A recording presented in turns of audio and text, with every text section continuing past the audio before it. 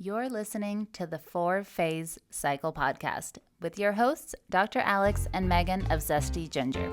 If you're looking to naturally balance hormones and learn how to work with your body instead of against it, you've definitely come to the right place.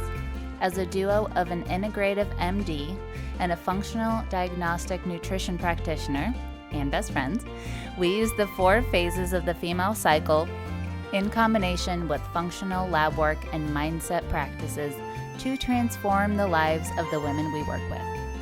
We also have a whole lot of fun along the way. If you're new around here, it's best to start with season 1 before jumping around and plan to roll up your sleeves. Showing up for ourselves and enjoying our lives is what good health is all about.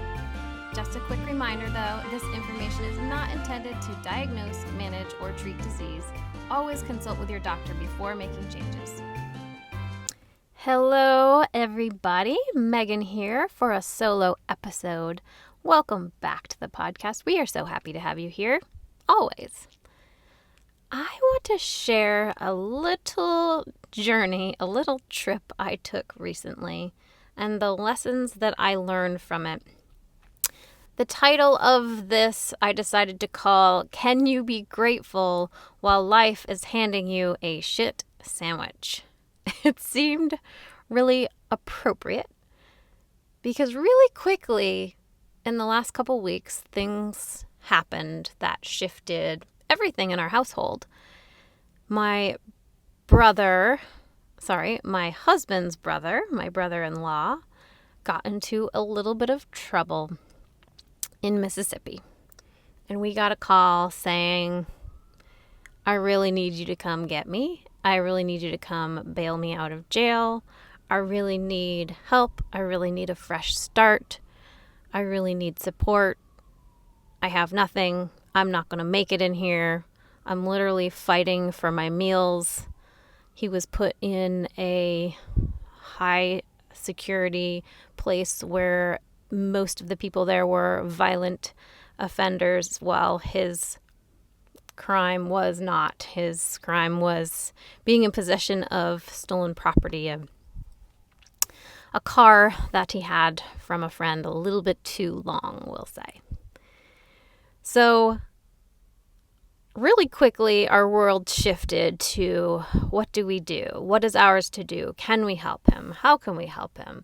Now, keep in mind that this is someone that I have not been close with. I have only met him once, and I think we decided it was 13 years ago, before we had the girls. He's never met our girls. He's never been to Virginia Beach, where we live. I've met him once for a couple hours and didn't know much about him at all. So all external factors about this situation, I would say normally would lead to a lot of stress and uncertainty. The idea of what's going to happen. He has lots of fines, and bailing him out costs money, and putting money up to whether or not he goes back to court we could lose. And what will happen if we bail him out and he's roaming around Mississippi? Would he go to court? Would he show up for his court? And then, what if we actually decided to take him in and help him? Where would he stay? We don't really have an extra bedroom. What would we do? How would this work? Who is he? And all of these things are roaming around in my head.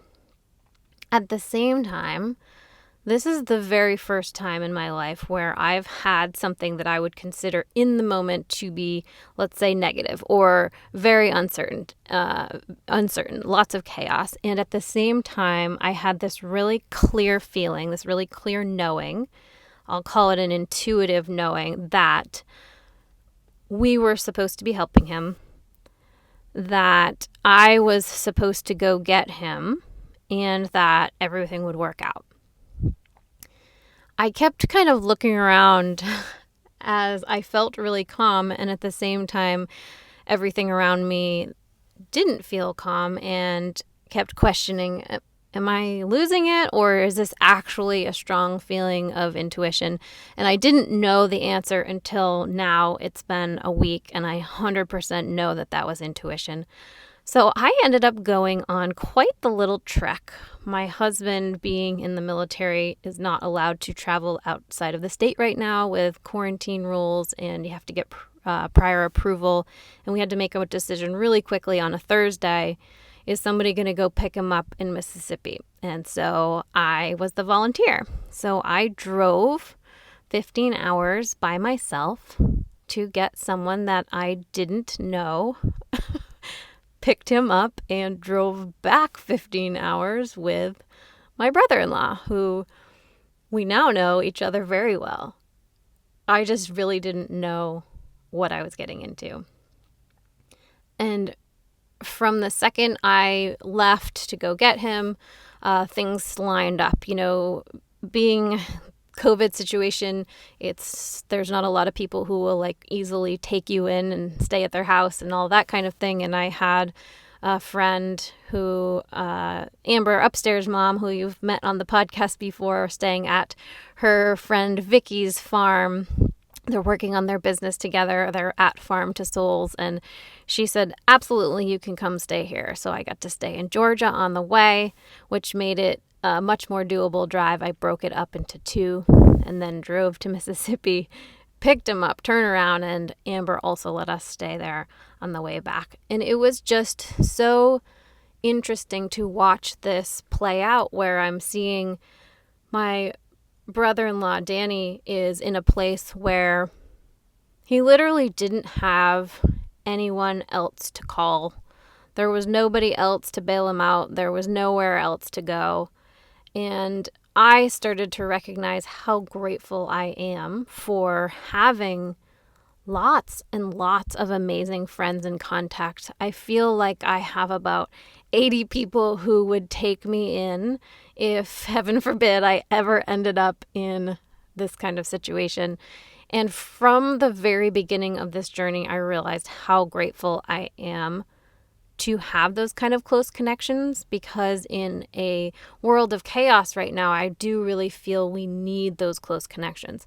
And this is why we've built into our programs a way of developing a deep connection with, accountability buddies, at least one other person, or the community where you're sharing, you're being vulnerable, because in times of need, health or otherwise, having someone to just be able to say, this is what's going on, or this is where I am, or hello, can I stay at your house, really means the world and makes all the difference. So I drive there, I pick him up, we get right back on the road and turn around, and from the second that he starts sharing his story and sharing what's going on with him, I start to realize that I'm here thinking I'm swooping in to kind of save this man, right? We're going to help him and we're going to get him on his feet. And on the way down, I'm thinking, okay, I'm going to play Tony Robbins for him in the car and we're going to do these meditations. And right, I had this whole plan. And I think part of the lesson for me in this was that I don't always have the best plan, and I don't need to control how things unfold. And maybe there's something in this that's even more important for me. So in the beginning of this, when you realize that life is handing you something, like I said, a shit sandwich, right? And I really quickly am realizing oh, well, that was just my perception, it was not something I wanted. And just to take that analogy a little bit farther, I'm starting to quickly realize, oh, maybe this is a chocolate sandwich. Maybe that's Nutella. Sorry, that's a tough visual. But I could see that there were going to be challenges, and I could also see that overcoming the challenges were going to lead to more growth. I've now seen enough times in my life that anything that I consider to be my rock bottom, or the worst thing that happened, or the moldy house, or the huge relationship concerns and problems that I've had, those have all led to a larger level of growth and coming out in a better place on the other side every single time. So now when I'm in it, I'm able to go, okay, well, anything that's looked like a problem in the past has turned out to lead to a lot of other growth and amazing things. So let's just take that for what it is. I also realized that on the ride home, having all these conversations with Danny, my brother-in-law, I realized that he had a really strong understanding and knowing and belief in a lot of the things that I have personally been studying in books for the last, 10, 15 years. I love reading about mindset, as you all know, and the law of attraction and reaping what you sow and the power of your words, your beliefs, time being relative, right? Quantum physics. And he was speaking to me in a way as if he had read all of these books.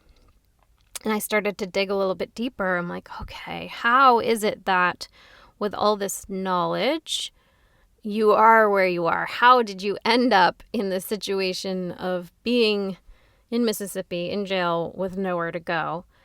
And did you read these from books? So he started to tell me that, yes, he's read some books, but not very much. But everything that he shared and everything that I believe, he said, oh, I just know it. I just have experienced it. And he has picked these things all up through life. And I started to realize that the information in a book and the knowledge is one thing, but then the beliefs underneath that will make or break where you end up. And that's what we see in the health journey a lot as well. So we see people have a fabulous whole foods, nutrient-dense diet, or they are moving, constantly, right? They're making sure that movement is a part of their day and their week. Or they're taking great supplements. And yet, at the same time, if underneath all of this, there is a belief that they are not worthy of health, they are not safe to be healthy, they are not, for some reason, they are going to have a harder time in life by being healthy, just a deep subconscious belief, then they won't actually get where they want to go. And this is what I was seeing with Danny, is he has the most amazing understandings of the law of attraction and probably could get anything in the world that he wants, but until he decides that he is worthy of it, those things were not flowing to him. Some of the things, the lessons that I got from watching him was that really I thought we were going to help him, and from all the information he shared on our drive, I realized he was helping me. He was helping us. He was helping us emotionally, because watching him come from a place where he literally has nothing, he immediately comes to our community and neighborhood and starts volunteering with my mom at the homeless shelter. So they're doing that twice a week. And the very first day, one of the people there asked him if he had any money. And he actually has $5 left to his name. He had it in his pocket, and he handed the guy the $5 bill. Something about this. I'm not that generous. And I have a lot more than $5. And watching him be so generous from a place of just having absolutely nothing, and he hands over the last $5 bill. And that's when I realized, oh, wow, these lessons are for us. The lessons of gratitude that he's showing towards our family and towards others, and how he can help. Within the first week, he had already mowed our lawn, taken care of the yard, and decided, well, why not, while he's at it, just go do the neighbor's yard. Completely selfless acts for my girls and for my husband to watch from someone who seems like they'd be in a place to not have much left, to have gone through some real struggles and to be in a low place. And he 100% believes he is at his turning point, and he is ready to start a new life, do everything differently. And we have a map out on the wall, Danny's life plan, and he is doing the courses alongside me that I love to do, and reading every book I hand to him and eating it up, and just is fully ready to shift, change, accept good coming into his life and allow that to happen. At the same time, emotionally, we've seen a shift in our house as he is really just a big kid, and he brings this energy and this fun that we've lost by being in the day-to-day of kids and work and driving and all the things that go along with that.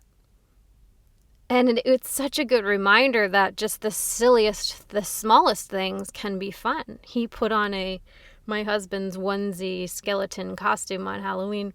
It zips all the way up, including the face, so that you can just kind of look through the eyes. And he went out walked around on the boardwalk in Virginia Beach and was pretending to melt into the wall and was slithering around. And by the end of the night, he had people taking pictures with him and came back and was just grinning ear to ear like a big kid.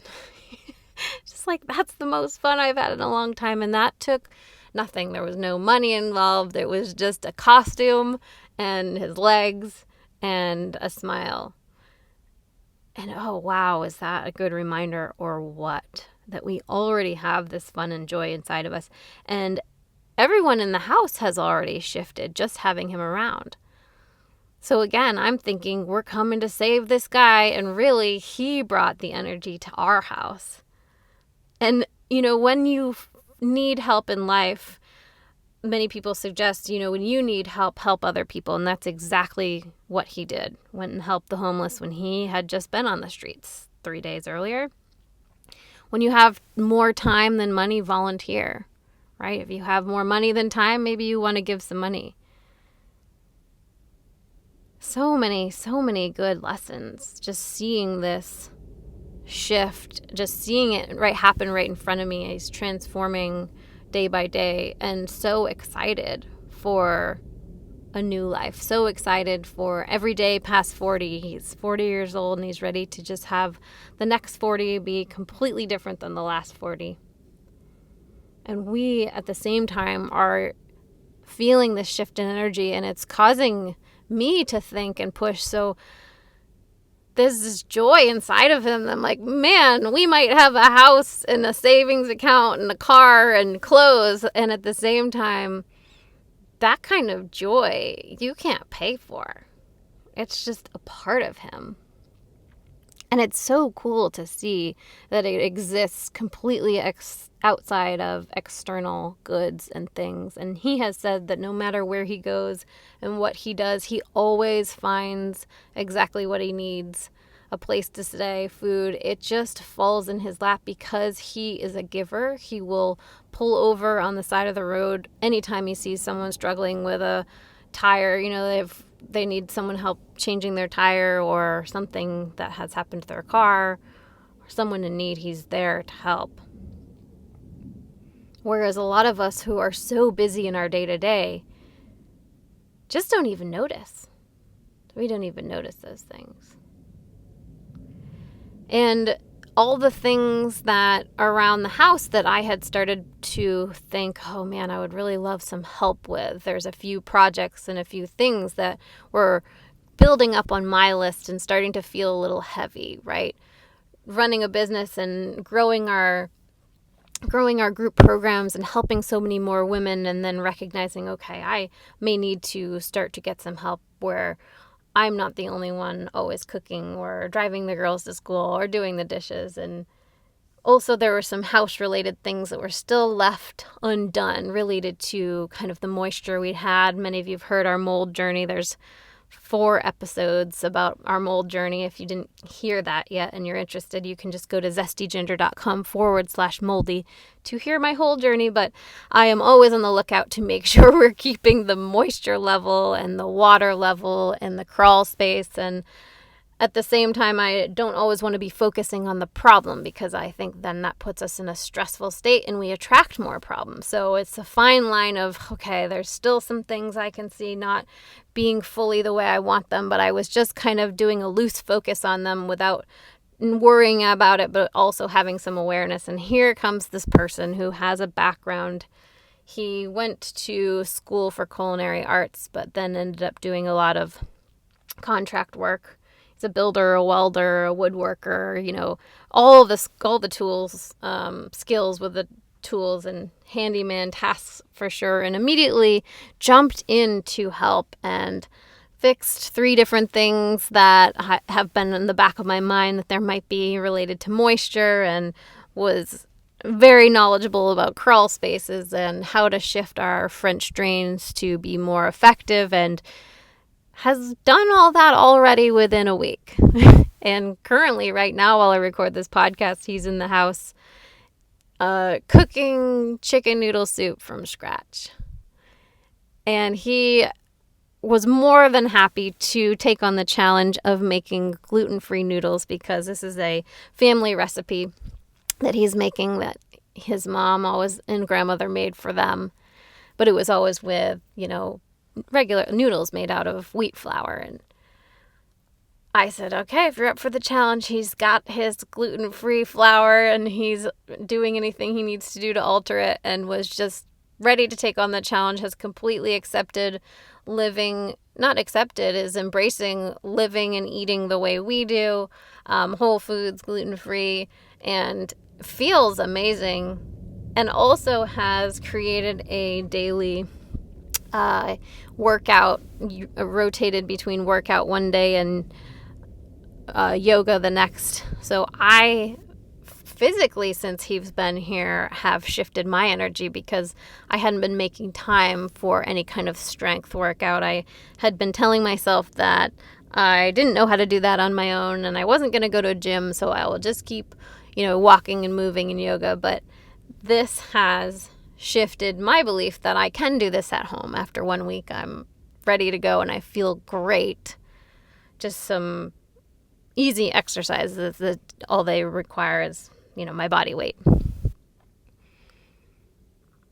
So how many times has this happened to you where you think you're in the middle of something horrible, and eventually you go, oh, I see what the lesson was there. I see exactly why that had to happen.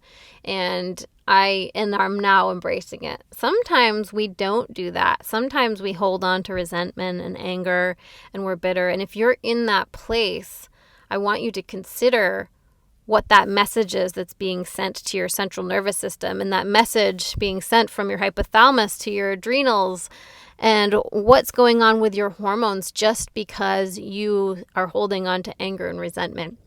We have a whole podcast called Your Hypothalamus is Listening to You Worry. If you have not listened to it yet, definitely check that out, because this is not just some belief of like, oh, we have to think positively and then we'll feel good. It's actually a physiological change that happens depending on our thoughts and what it tells our body to do.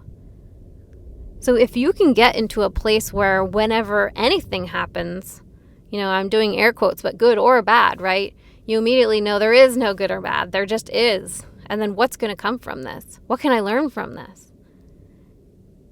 Being able to see that while in the experience that I perceived that could be potentially not so fun has shifted this whole thing into a big experiment. It's like, what's going to happen next? What's Danny going to do next? What's that going to mean for us? What am I going to learn? How can I use this shift for him to shift what I'm doing on a daily basis and what I'm believing, and riding the momentum of his change for a new life over to mine? Because as we all know, it's, just having a home and clothes and money doesn't necessarily bring happiness and joy. So I'd love for you to share with us. You can email us, support@zestyginger.com, any experience you've had where you later have been able to say, oh, I see exactly why that happened, and I've learned so much from it.